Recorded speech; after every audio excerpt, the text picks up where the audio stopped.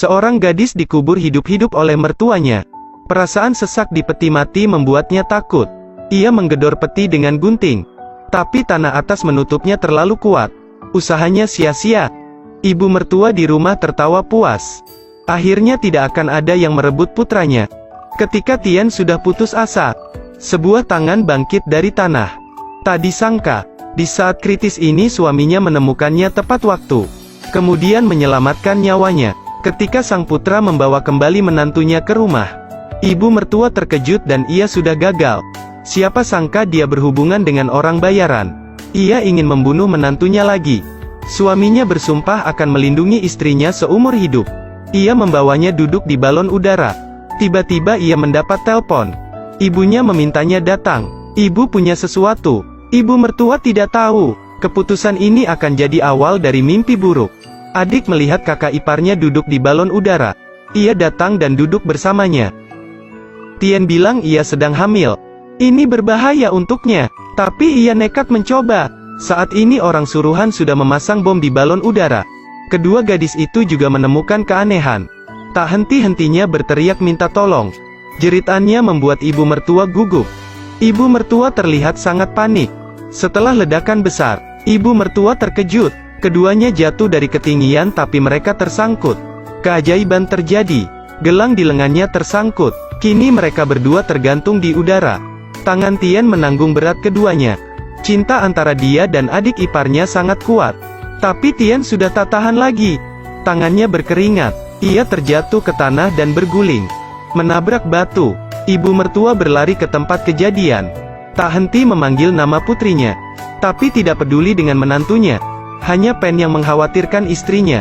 Minnie dibawa ke ruang gawat darurat. Ibu mertua memohon pada dokter untuk menyelamatkan putrinya. Suaminya di luar sangat khawatir.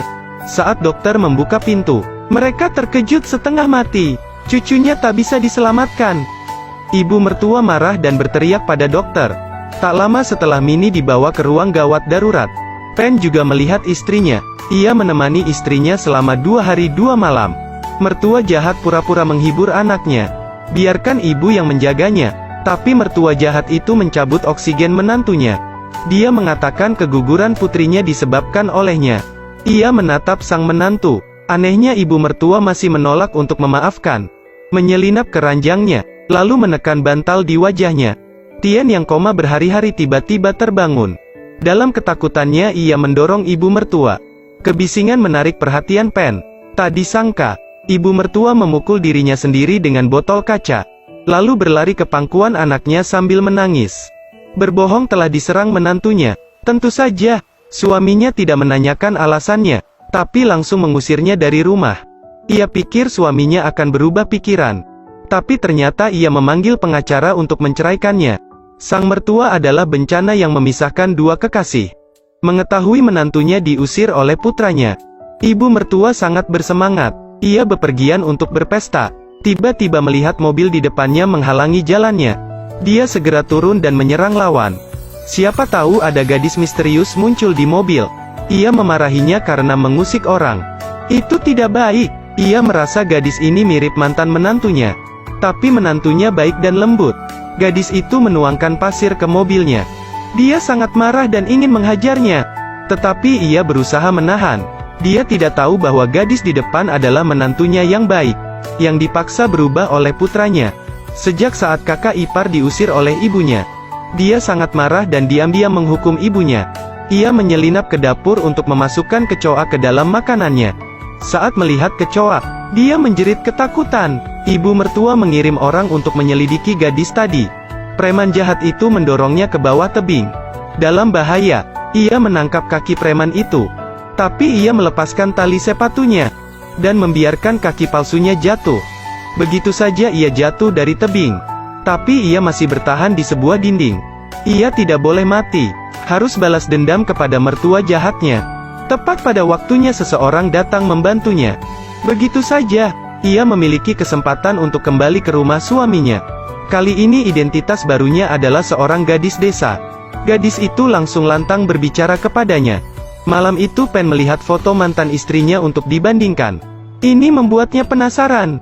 Jadi ia sengaja menyemprotkan air di wajahnya.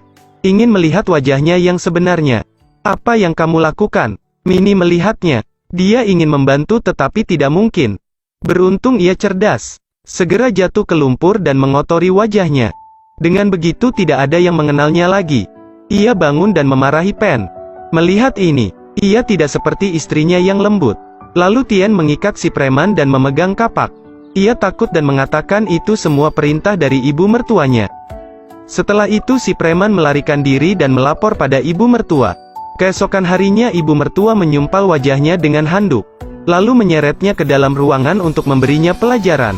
Ibu mertua jahat itu mengatakan ia tak sudi memiliki menantu sepertinya. Jauhi putraku. Ia tak segan akan menembaknya. Preman di bawah memohon padanya. Tapi dengan tega hati ia menembak menantu baiknya. Hingga mati. Cerita pun berakhir.